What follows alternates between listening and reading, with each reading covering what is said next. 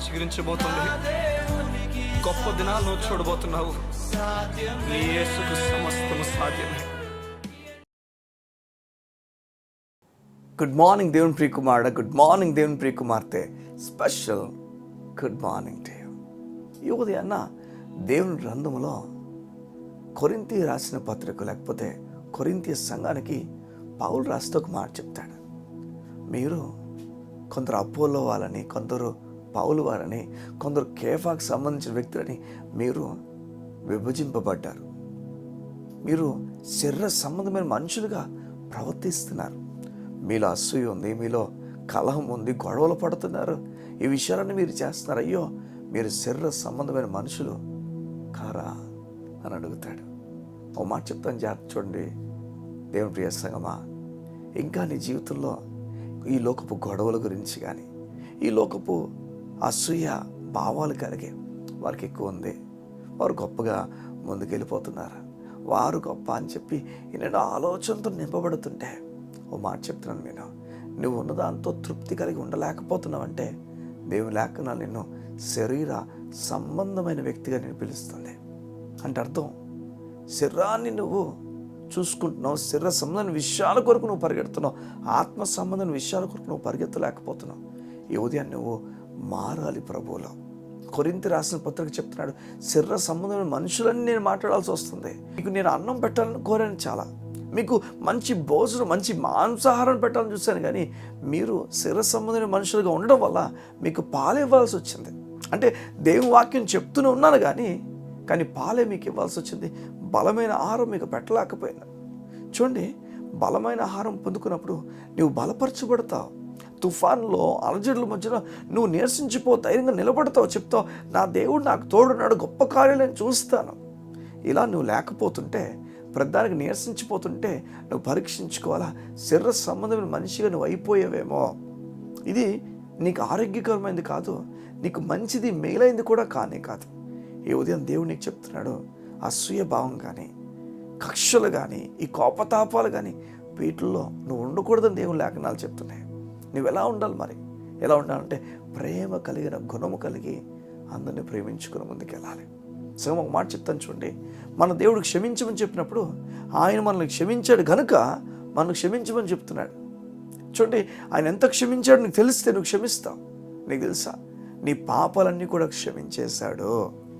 ఎలా బ్రదర్ అంటే, నీ శిక్ష ఎంత అయితే నువ్వు పొందుకోవాలో ఆ శిక్ష అంతా కూడా యేసయ్య శిలువలో నీ గురించి తీసేసుకున్నాడు.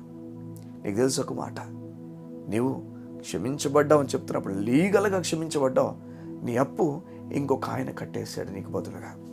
నీవు పాపాన్ని చేతో మరణం అనుభవించాలి, ఆ మరణం అంతటిని కూడా ఇంకొక ఆయన నీ నిమిత్తం అనుభవించేశాడు. ఇప్పుడు దేవుడు చెప్తున్నాడు, నీపై నేను కోపంగా లేను, ధైర్యంగా రా, నీవు నేను కలబోతున్న ఉన్నతమైన కార్యాలు నీకు జరగబోతున్నాయి.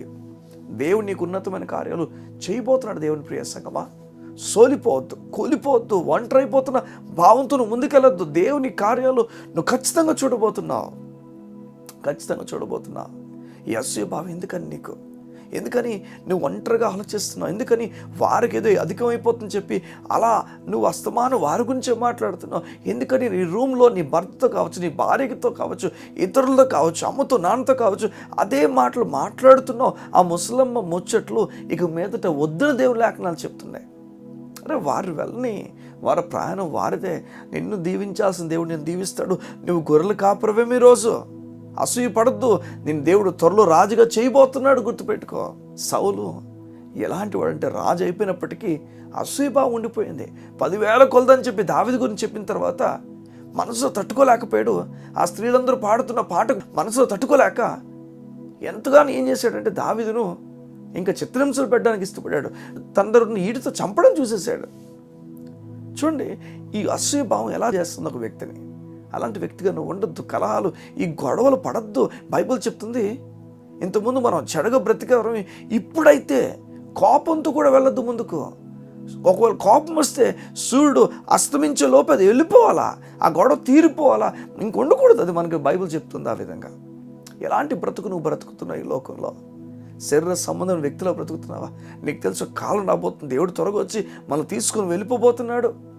ఎలా ఈ లోపు ఎలా బ్రతకాలి? అంత మాత్రమే, క్షణం మాత్రం నీ బ్రతుకును ఎలా బ్రతుకుతూ మనం ముందుకు వెళ్ళాలి. ఇష్టాసారంగా బ్రతకడానికి లేవు, శరీర సంబంధమైన వ్యక్తులుగా బ్రతకడానికి లేవు. శరీర సంబంధమైన వ్యక్తికి గ్యారంటీ లేదు ఎటు వెళ్తాడో, పరలోకి వెళ్తానా నరకం వెళ్తానా భయంతో మునిగిపోతాడు జీవితకాలం.